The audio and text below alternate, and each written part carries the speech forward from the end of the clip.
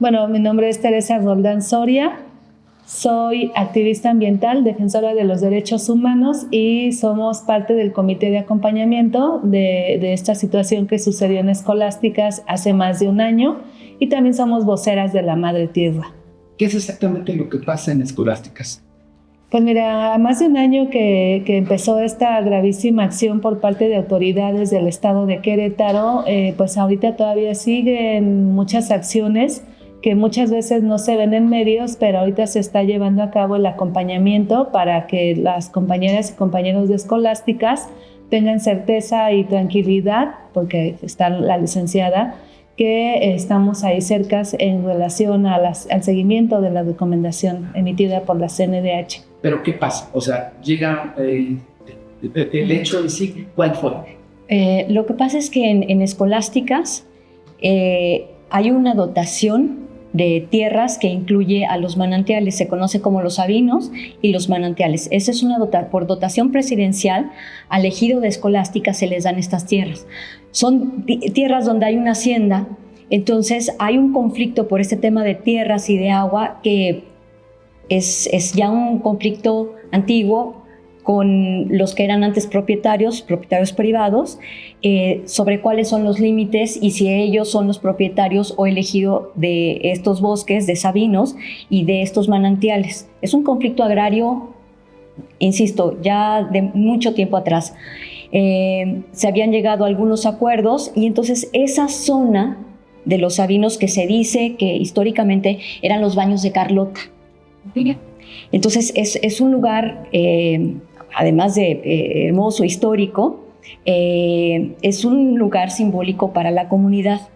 Es un lugar a donde iban las familias, ¿no?, a tener un día de campo, a celebrar algún evento de la comunidad. Y digamos el conflicto agrario por el tema de tierras y de aguas había estado más o menos manejándose, pero no había tenido una solución, digamos, definitiva, o no ha tenido a la fecha una solución definitiva. ¿Eso quiere decir que nadie es dueño de esa tierra? Pues es que no, es que desde el punto de vista de la dotación presidencial de tierras al ejido, y está sustentado en la carpeta agraria, son tierras del ejido, son aguas del ejido, son bosques. Cuando se hizo la dotación de tierras, incluía el bosque y los manantiales. Cuando me habla de dotación, quiere decir propiedad del ejido. Exactamente, o sea, anteriormente, antes de la reforma en la época de Carlos Salinas de Gortari, había todavía dotación de tierras, ¿no?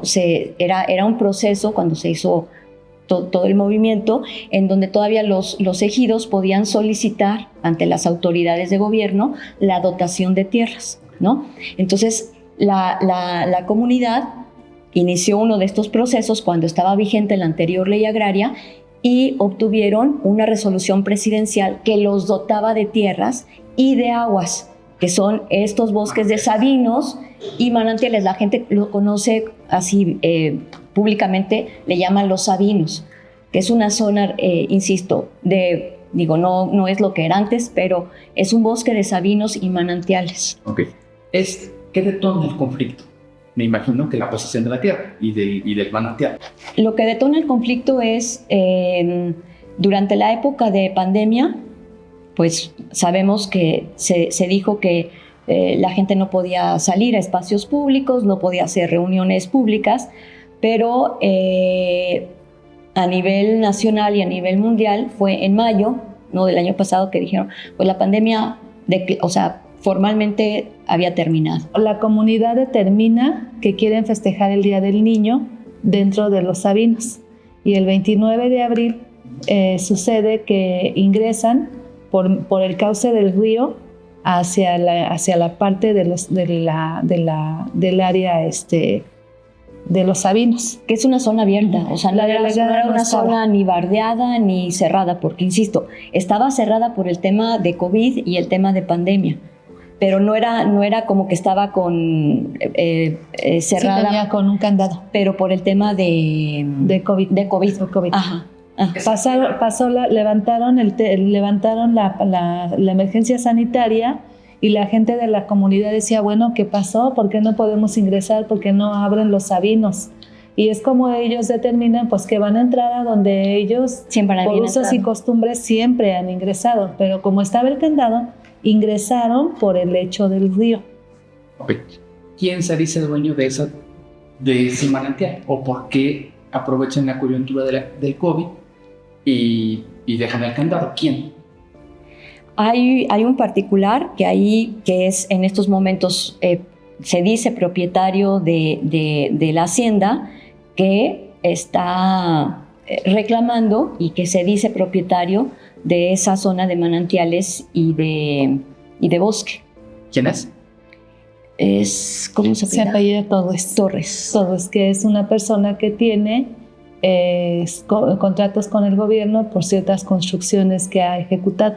Okay. Ese señor se dice dueño de ese predio. Así es. Y bueno, por su costumbre las personas entran. ¿Ahí se detona el conflicto? Ahí se detona el conflicto. Ahí inicia todo. Bueno, no inicia todo porque no se entiende sin el contexto agrario.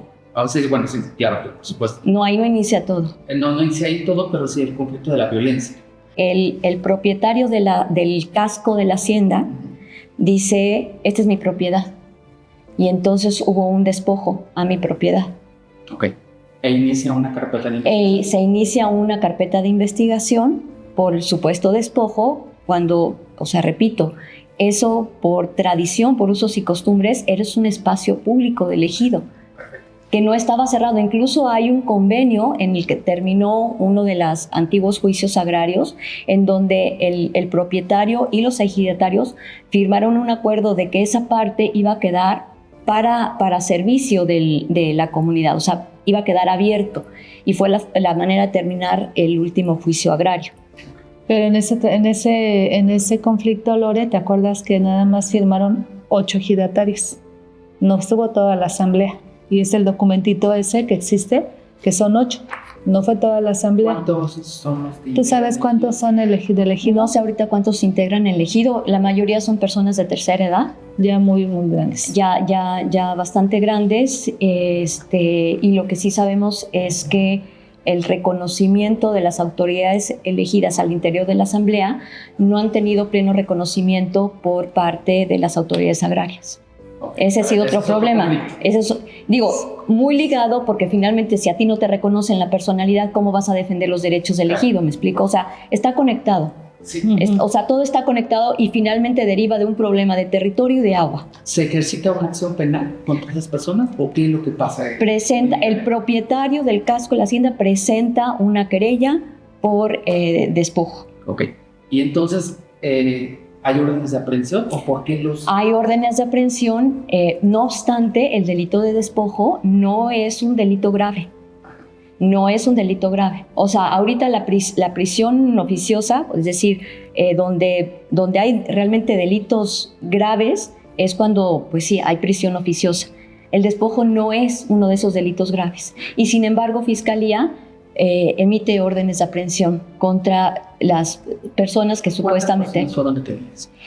En ese momento fueron 2, entre las 7:30 de la mañana y 8:30. Porque había órdenes de aprehensión. Había órdenes de aprehensión sin previo citatorio, sin nada, simplemente vengo por ti y te llevo.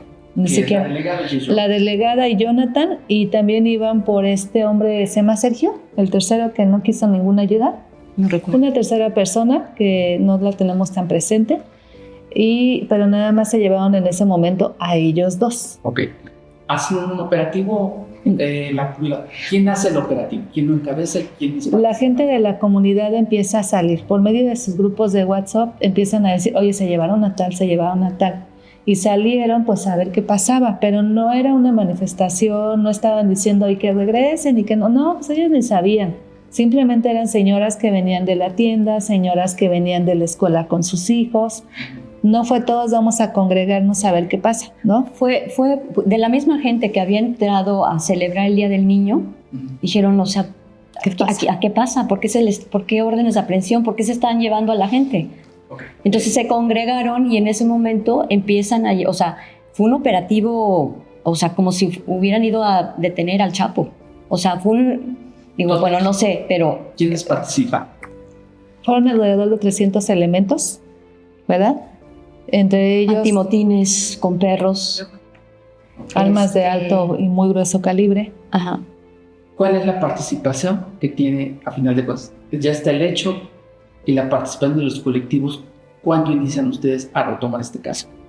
Desde ese mismo día. Desde ese mismo Desde que está sucediendo la represión, empiezan a avisarnos porque nosotras como activistas ya sabíamos lo que estaba sucediendo, ya habíamos ingresado denuncias hacía como un año más o menos antes, ya habíamos tenido contacto con las compañeras de escolásticas, pero no pasaba nada. Pues acá hay unos sabinos en conflicto, metemos nuestra denuncia a Profepa para que vayan y chequen qué está sucediendo, pero hasta ahí. Ese mismo día nos empiezan a avisar lo que está sucediendo y esa misma tarde noche empezamos con la licenciada a recabar información para ver qué se podía hacer por la gente de la comunidad. Los detenidos.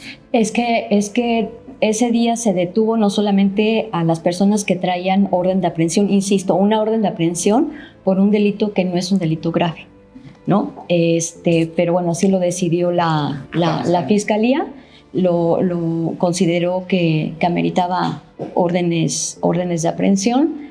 Y ese día, cuando se ejecutan las órdenes y se empieza a congregar personas de la comunidad a decir, oye, ¿por qué se lo están llevando si finalmente pues entramos nada más a celebrar el Día del Niño? ¿Por qué se están llevando? ¿No? La gente decía, o sea, ¿por qué? Si fue una celebración como hemos hecho muchas otras celebraciones en ese espacio. Entonces llegaron refuerzos y todo se empezó a hacer más grande. Un banco operativo. Cerraron las dos entradas a la comunidad. Solamente entras por el lado de Huimilpan o sales hacia el lado de bajando hacia Pedro Escobedo. Entonces, las dos entradas estaban copadas de elementos. ¿Qué inician? O sea, ahí ¿cómo se trata de defender a las personas? O sea, quisiera que me dijera de ese momento hasta que llega la recomendación de derechos humanos, me imagino, ¿qué tiempo es? ¿En qué momento salen libres las personas? ¿En qué momento hay más detenidos? En ese mismo momento, cuando se ejecutan esas órdenes de aprehensión por el supuesto delito de despojo, y la gente llega, ¿no?, ahí a congregarse en medio de decir qué está pasando, por qué se lo están llevando, o sea, cuál es el problema. Esto se empieza a hacer más grande, llaman refuerzos, llegan no solamente de Seguridad Pública del Estado, llegan de Huimilpan, del Marqués, de Pedro Escobedo, a hacer refuerzos. Llegan elementos antimotines, perros, o sea, se hace un gran operativo de seguridad pública y en ese mismo momento se empiezan a llevar a gente que estaba ahí, ¿no? Incluso señoras que venían de recoger a sus hijos de la escuela o que habían ido a algún mandado, o sea, empezaron a detener gente ahí que estaba, digamos así, por error. Pues no por error, hasta por, ¿no?, que iban pasando por ahí, o gente... En total. De los detenidos. 9 más, aparte de ellos 2. Fueron 9 más. 11 personas. 11 personas en total. Uh-huh. ¿Qué pasa con ellos? Con ellos en las primeras horas no se sabe dónde están, no estaban dando información de a dónde se los habían llevado. Detuvieron a hombres y a mujeres y no se sabía dónde estaban. Los familiares no tenían información porque simplemente los agarraron. Algunos los subieron a camionetas. A coches, o sea, sentados en la parte de atrás, y a otros los subieron en la parte de atrás como de un pick-up, así como bultos, ¿no? Uno encima del otro. Okay. Sin logos ni nada, eran como pick-ups que se las llevaron así como si fueran casi costales, animales, así, uno encima del otro. Y entonces la familia de ellos, de estas personas, repito, hombres y mujeres, todos se los llevaron, pero no sabían a dónde estaban. ¿Los golpearon? Sí. Los golpearon grave. ¿Se ha acreditado que se fueron golpeados? Sí, porque en ese momento se presentó un amparo justamente para encontrarlos. O sea, se presentó un amparo por las detenciones fuera de procedimiento, ¿no? En ese momento, ellos nada más estaban ahí preguntando por qué tanto despliegue policíaco y por qué, insisto, todavía ha sido motivo de entrar a los sabinos, a los manantiales, a festejar el día del niño. Entonces la comunidad se sentía pues justificadamente muy indignada por ese despliegue de fuerza pública para castigarlos por algo que ellos consideraban pues injusto, ¿no? ¿Ha quedado acreditado tortura? Sí. En ese momento, cuando se presenta el amparo, actuarios de juzgado de distrito de Poder Judicial de la Federación se presentan a buscarlos y comparecen y certifican las lesiones que traen, especialmente las mujeres. Y fueron, tortura física y tortura psicológica. ¿Qué es la respuesta del Estado? ¿Qué es la respuesta de la Fiscalía en ese momento? ¿Cuántos días pasan para que haya una respuesta oficial? Es que hay que ponerlo en partes, porque uno fue el amparo, después fue la queja, primero en la Comisión Estatal, la Defensoría. Y la Defensoría de Derechos Humanos. ¿La local? La local. ¿Y qué les digo? Que no había nada, que no había sucedido nada, ya que habían estado monitores de ellos en medio de la trifulca. Dijeron que ellos no habían visto que hubiera absolutamente nada de agresiones contra la ciudadanía. ¿Eso quién se los dice? Eso lo declara su titular, Javier Rascado, y dice que no hay nada, que no sucede nada.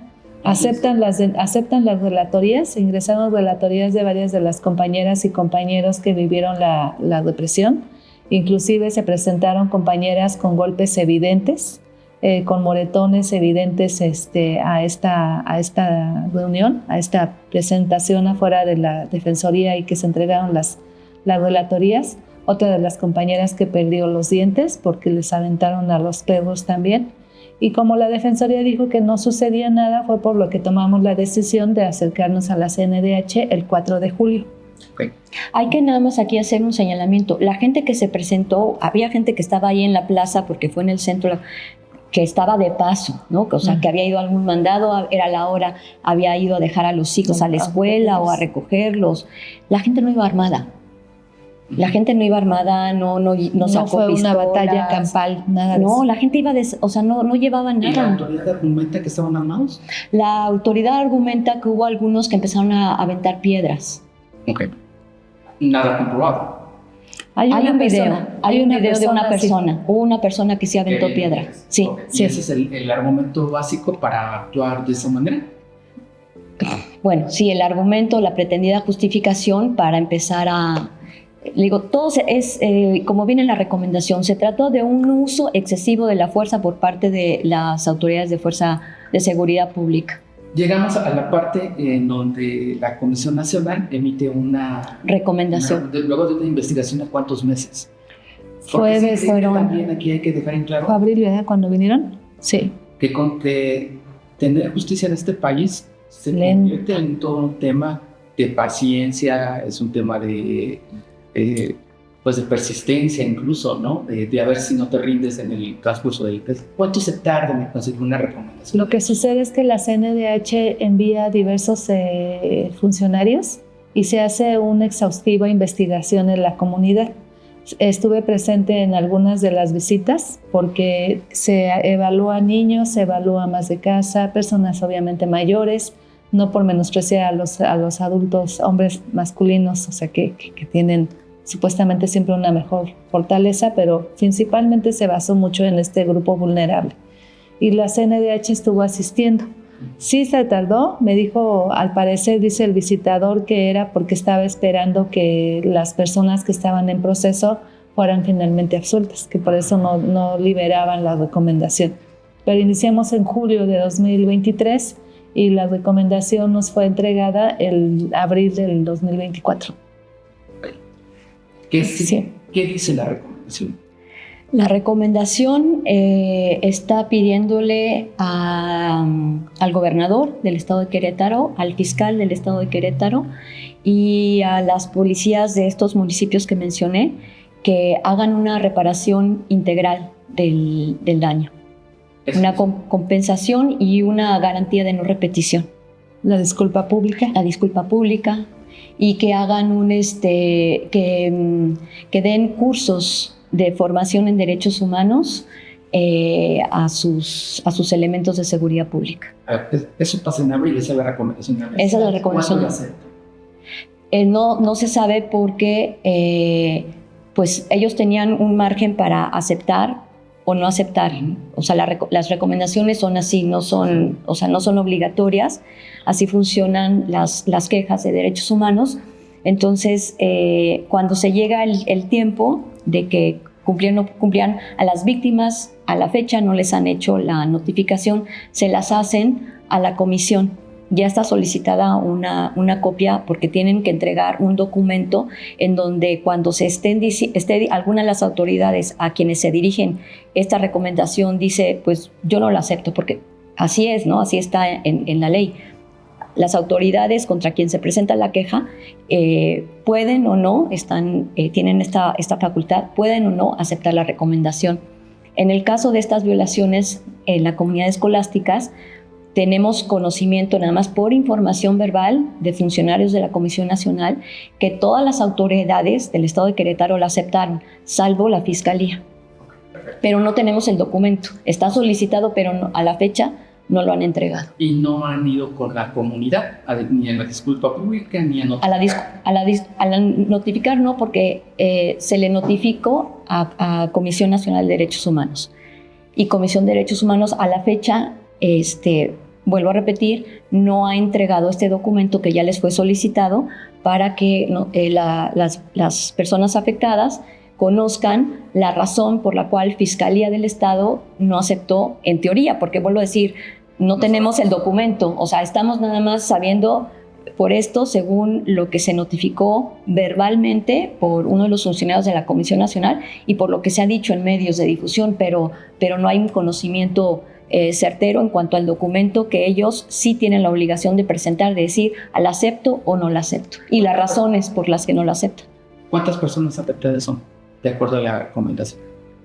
Pues son varias, porque no solamente están siendo afectadas las personas que directamente fueron detenidas arbitrariamente y torturadas, sino son más porque el efecto de una violación a derechos humanos no necesariamente tiene que ser o se restringe exclusivamente a los golpes, a las torturas, a los maltratos físicos y psicológicos, sino que también toda la otra parte de la familia de quienes estuvieron ahí entraron a la recomendación.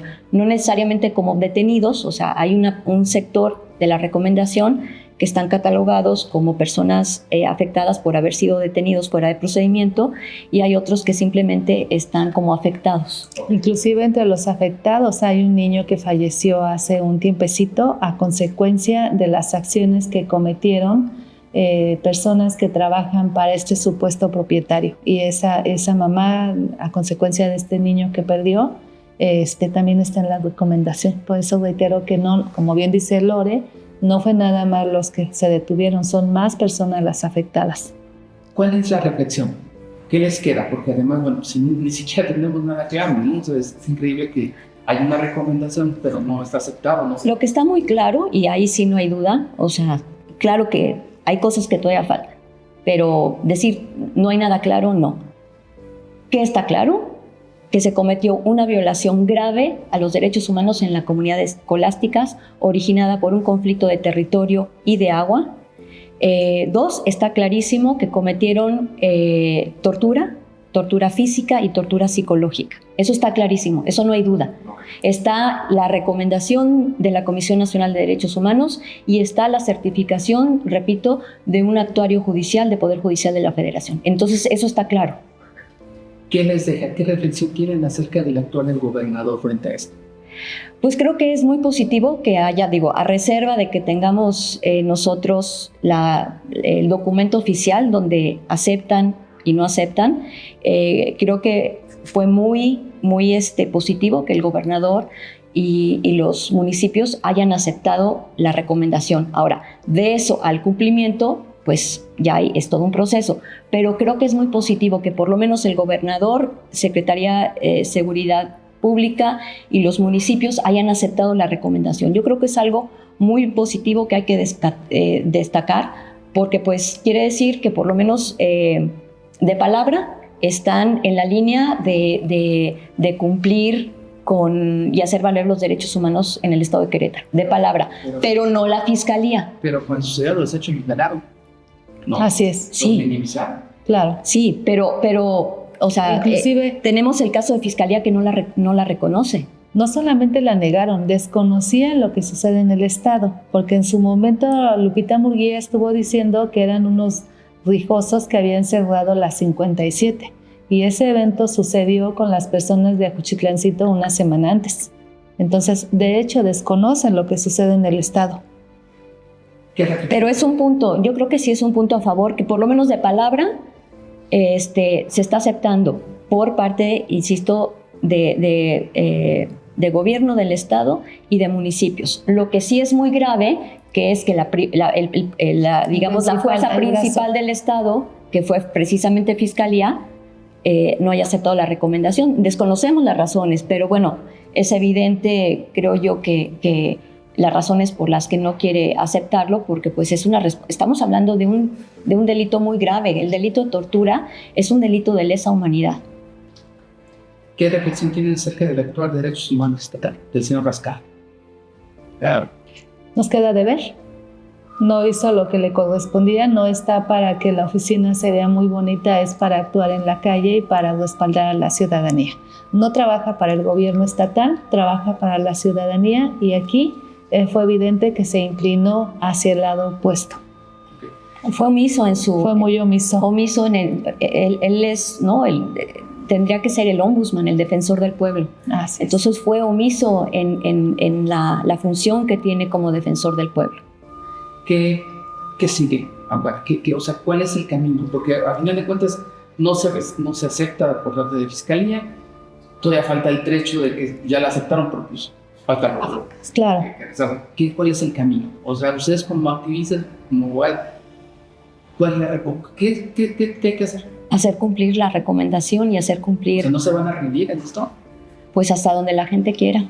Así ¿no? es. O sea, nosotros caminamos y apoyamos hasta donde la gente quiera, pero además no es una cuestión, y creo que hay algunas personas que lo tienen claro, no es una cuestión de una persona de 2 o de 7 detenidas. Es importante porque, estamos en siglo XXI, que los problemas sociales se sigan resolviendo por la vía de la represión policial es gravísimo, ¿no? Y los problemas, desafortunadamente, de territorio y de agua van a seguir. Y creo que la vía de resolverlos no es a través del uso excesivo de la fuerza pública de seguridad, y tampoco a través del uso de tortura física y psicológica a las personas, que lo único que están haciendo es defendiendo un derecho. Y nos debemos sentir seguros. O sea, en un estado en donde se privilegia el garrote sobre el diálogo, ¿cómo es esto? Por ejemplo, el dueño de la hacienda sigue diciendo que es el dueño. Sí, si mantiene el área de los manantiales con candados, pues se pretende como dueño, con la complacencia de Conagua, de Profepa, de Sedesu, del gobierno estatal, porque son todas las autoridades que ya deberían de haber ingresado a defender lo que les corresponde. PEPMADU también, ¿no? Entonces, derechos humanos como tal. En la relatoría viene precisamente la historia de este espacio de alto valor, y por supuesto que no le corresponde la propiedad a una sola persona. Son tierras de usos comunales. Y la última de uso común. Porque de uso común, perdón, sí, de uso común. Y la última pregunta, o sea, de no cumplirse la recomendación. De no cumplirse la recomendación, pues podría procederse, la Comisión Nacional podría proceder en contra de las responsables, pero afortunadamente no solamente está la declaratoria de la Comisión Nacional de Derechos Humanos, está, como decíamos en un inicio, está el amparo, y hay una orden también de abrir una investigación. O sea, aparte de esta recomendación, tiene varios aspectos. ¿Perdón? No hay detenidos a raíz de la tortura. No, se abrió una carpeta de investigación. Nada más está abierta una carpeta de investigación a nivel local. ¿Y por el delito de tortura? Por el delito, bueno, no hemos tenido acceso también todavía a las copias de la carpeta como víctimas. pero es parte de la recomendación, es parte de la recomendación de derechos humanos y es parte también porque, insisto, como el delito de tortura es un delito grave, es un delito de lesa humanidad, se da vista también desde el juez de distrito, se da vista para que se haga investigación sobre el delito de tortura. O sea, estamos hablando de un tema muy grave. Se supone que ya se había superado el tema de la tortura, porque a veces la gente piensa que, como en los años 70, ¿no? 80, la tortura era sobre todo un tema para obligar a declarar a alguien en el caso de un delito. Aquí no, aquí en este caso la tortura fue utilizada, que también es parte, digamos, de la definición de tortura. La tortura fue utilizada como un mecanismo para castigar y para, digamos, quebrar el ánimo de las personas que salieron a manifestarse. ¿Está desunida la comunidad? ¿Perdón? ¿Está desunida la comunidad? Esto ha hecho que se desuna, o sea, que no haya unidad en la comunidad, en las escolásticas.